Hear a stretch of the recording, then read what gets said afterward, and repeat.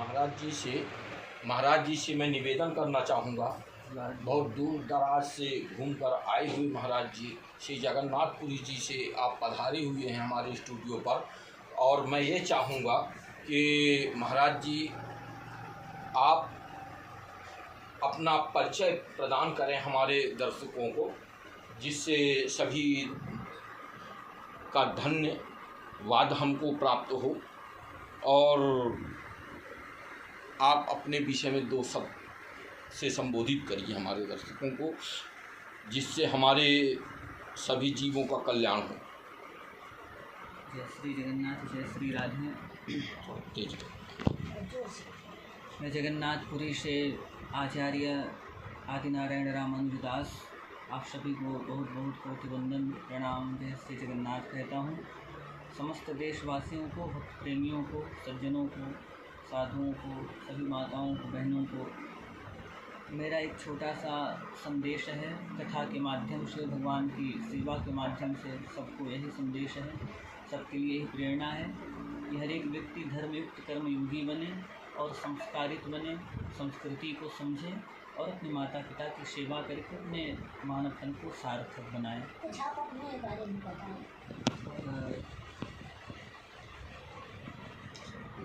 मेरा छोटा सा परिचय यही है।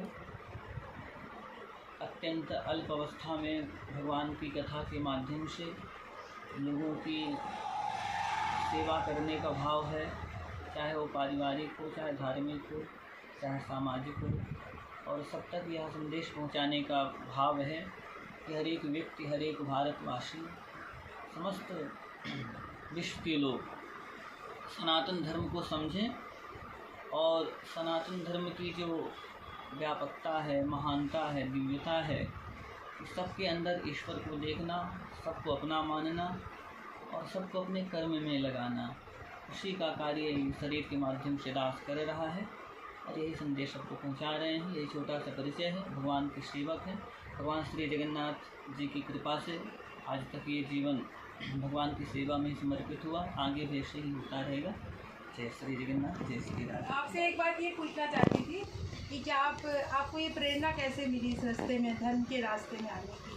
देखिए, आपने बहुत अच्छा प्रश्न किया है। यह जो प्रेरणा होती है तो सबके प्रेरक तो भगवान हैं, लेकिन एक माध्यम बन जाता है, कोई न कोई माध्यम बनता है, तो भगवान के भक्त ही माध्यम बनते हैं। हमारे नाना जी भगवान के भक्त जगन्नाथ जी के थे, हर वर्ष जगन्नाथपुरी जाया करते थे।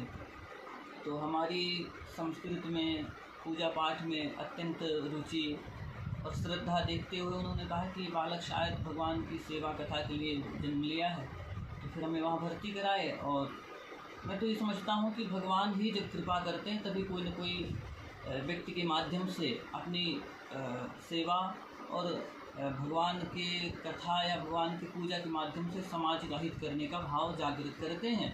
उसी भाव को मैं लेकर चल रहा हूँ। अच्छा, आप बाल ब्रह्मचारी हैं? नहीं, मैं गृहस्थ संत हूँ। अच्छा। और बाल ब्रह्मचारी तो अभी हूँ ही, जब तक विवाह नहीं है, आगे भगवत इच्छा है। विवाह नहीं हुआ? अभी नहीं हुआ। आपसे मैं ये पूछना चाहती हूँ कि आप श्रीमद् भगवत कथा ही करते हैं या राम कथा भी करते हैं, और कौन कौन से क्षेत्र में, माने आपकी अगर आवश्यकता हो तो जन सामान्य आपको बुला ले, क्योंकि आजकल ये देखा जा रहा है कि भागवत कथा भी बहुत महंगा व्यवसाय बन गया है। तो कैसे भगवान की कृपा साधारण से लेकर और विशिष्ट तक को सुलभ हो सके, उसके लिए आपका क्या योगदान रहेगा? बहुत सुंदर प्रश्न मैया जी, बड़ी सुंदर जिज्ञासा आपने की है। दास भागवत कथा, राम कथा और भक्तमाल की कथा, देवी भागवत महापुराण, जो भी धर्म कार्य हैं, संस्कृत कार्य हैं, प्रवचनात्मक, तो चाहे कोई भी कथा हो, दास कहता है। और अपनी 2 विधा है, कर्मकांड की और कथा की भी। एक बात आपने बहुत अच्छी कही, आज प्रत्येक जो भगवान का भक्त है आर्थिक व्यवस्थाओं के कारण थोड़ा दूर हो जाता है। जैसे कुछ लोग हैं जो चाहते हैं भगवान की कथा सुन लें, पर कम खर्चे में, कम व्यवस्था में सुने। तो यदि पूछा जाए कि अच्छे साधु संत विद्वानों से हम कथा करवाएं, उससे पूछा जाता है कथा महाराज जी हमारे यहाँ आप आके कहिए कि आप फीस क्या व्यवस्था है, तो बहुत ही अतिशयोक्ति ताम झाम बहुत ही लंबा चौड़ा खर्चा बता देते हैं, तो उनकी श्रद्धा निष्ठा फिर वहीं रुक जाती है और इस कारण से वो धर्म से कहीं दूर, कथा प्रवचन से कहीं अपने कर्तव्यों, अपने माता पिता के जो प्रति कर्तव्य है कहीं दूर चले जाते हैं और समय का तो कोई भरोसा नहीं, कुल मिलाकर दूर ही रह जाते हैं। इस वजह से आज प्रत्येक विद्वानों को भागवत जी में लिखा भी है, विप्रैर भागवती वार्ता गेहे गेहे जने जने कारिता कणलोभिना कथा शास्त्रतो गतः। स्कंद पुराण में वेद व्यास जी ने कहा, अत्यंत धन के लोभ के कारण और पेट भरने के इच्छा और लोलुपता के कारण बड़े बड़े विद्वान कथावाचक केवल कथा इसीलिए कह रहे हैं कि ज़्यादा से ज़्यादा धन यजमानों से लिया जाए, इस वजह से कथा का सार ही नष्ट हो गया है। कथा से जो वास्तविक उद्देश्य, कथा से सबके हृदय में कृष्ण प्रतिष्ठित हो, राम प्रतिष्ठित हो, धर्म प्रतिष्ठित हो, वह उद्देश्य नष्ट हो गया है। कथा से सबके हृदय में अभी तो राम कृष्ण प्रतिष्ठित नहीं हो पाते क्योंकि कथा का सार तो नष्ट है, क्योंकि कथा कहने वाले का उद्देश्य मानसिकता पवित्र नहीं है, तो सुनने वाले की भी मानसिकता और भाव कैसे पवित्र हो सकते हैं जब कहने वाला ही दूषित है और लोभ से ग्रसित है। इस वजह से आज विद्वानों को अपने कर्तव्य निष्ठा को ज़्यादा ध्यान में रखते हुए विशुद्ध कथा कहने की आवश्यकता। हम लोग विशुद्ध कथा पढ़े हैं, विद्वानों की भांति एक श्लोकों को पढ़े रटे अन्वय व्याख्या के साथ कहते हैं। आज मजाक मस्करी चुटकुल्ला कहानी कॉमेडी भजन ताली बजाना नचाना इसी को कथा कह दिया जा रहा है। आज कथा का विशुद्ध स्वरूप विलुप्त होता जा रहा है। इसलिए हम भक्तों और जनता जनार्दनों से भी अपील करेंगे, अनुग्रह करेंगे कि उन्हें भी एक सच्चे विद्वान और योग्य पढ़े लिखे विद्वानों को ही चयन करें, कथा व्यासपीठ में नियुक्त करें। आज स्त्रियों से भी लोग कथा सुनते हैं, न जाने अनधिकारी से भी लोग कथा सुनते हैं। तो कुल मिला के कहने का भाव ये, जो शास्त्रीय मर्यादा है, जो परंपरा है, स्त्रियां सवनाधिकारी हैं, स्त्रियाँ सवनाधिकारी हैं, मतलब अधिकार उनको नहीं है कथा का? नहीं माता जी, कथा प्रवचन कहने का अधिकार तो है, पर अनुष्ठित रूप से व्यासपीठ में बैठ करके कथा कहने का अधिकार नहीं है। ये बात मैं नहीं कह रहा हूँ, वेद व्यास जी ने लिखा है, विरक्तो वैष्णवो विप्रो वेद शास्त्र विशुद्धिकृत दृष्टांत कुशलो धीरा वक्ता कार्योत निष्प्रिया। लेकिन गार्गी माँ मदालसा का ये हमारा भारत राष्ट्र है। आज जिस प्रकार से धर्म विलुप्त होता जा रहा है, तो इस कारण से हमारी माताओं बहनों को लक्ष्मी और सरस्वती स्वरूपा हमारी मातृशक्तियों को भी श्रद्धा भक्ति स्वरूपिणी, उनको भी आगे आकर के धर्म के बचाने के लिए, धर्म को सुरक्षित रखने के कारण आज हमें पुरुषों को सहयोग दे करके वो करें, कथा कहें, लेकिन अनुष्ठित रूप से।